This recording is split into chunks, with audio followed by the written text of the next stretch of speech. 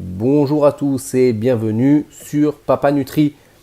On va continuer aujourd'hui nos vidéos sur les fruits et les légumes et on va s'attarder plus précisément sur le pamplemousse ou devrait-on dire le pomelo.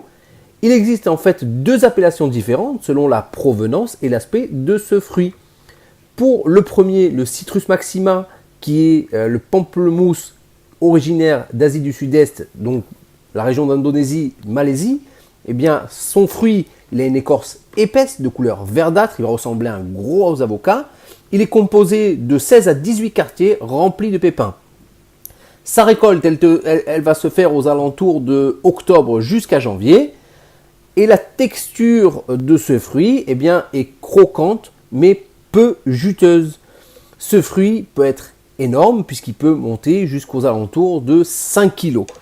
Le deuxième, le plus connu, celui qu'on connaît, le pomelo, qui est un croisement hybride américain entre le pamplemoussier et l'oranger douce, eh bien, son fruit a l'écorce mince de couleur jaune-rose et c'est une baie comestible composée d'une douzaine de quartiers.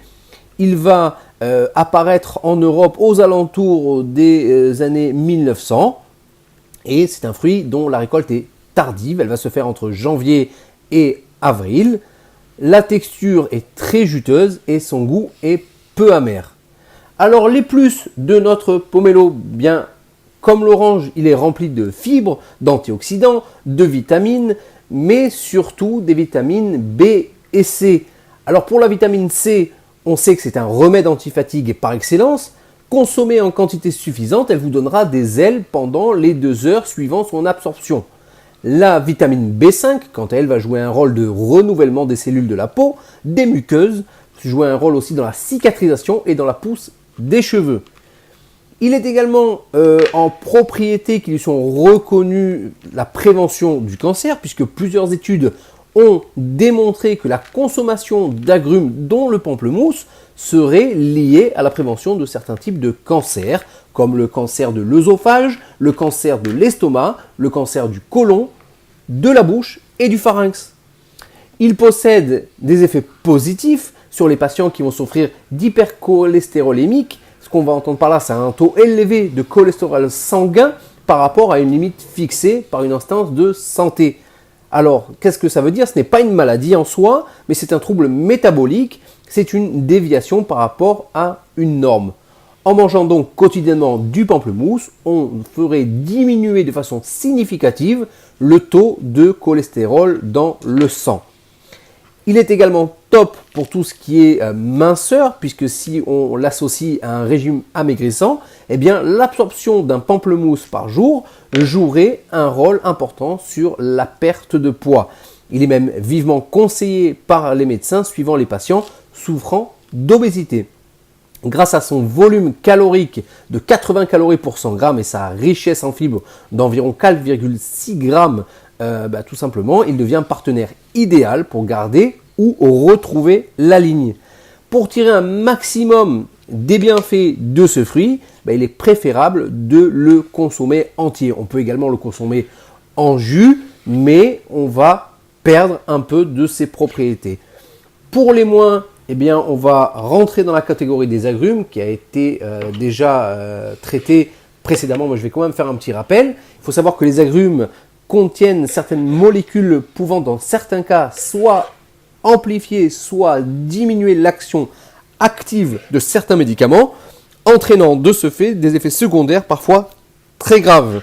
Donc ça, c'est vraiment les moins. C'est pour ça que j'aime rappeler qu'avant toute décision sur votre façon de manger, il est indispensable de vous référer à votre médecin traitant qui pourra orienter les bons choix alimentaires qui sont compatibles avec votre pathologie.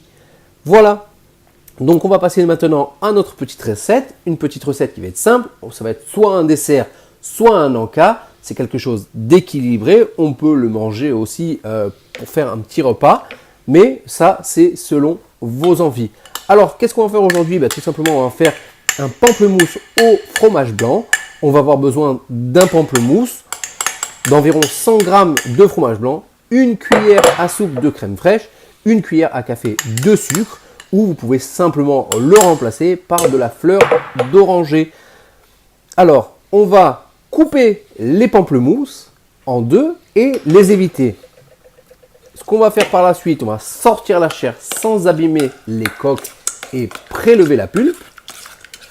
Une fois qu'on a la chair, on va la découper en petits dés et on va réserver le jus qui en découle.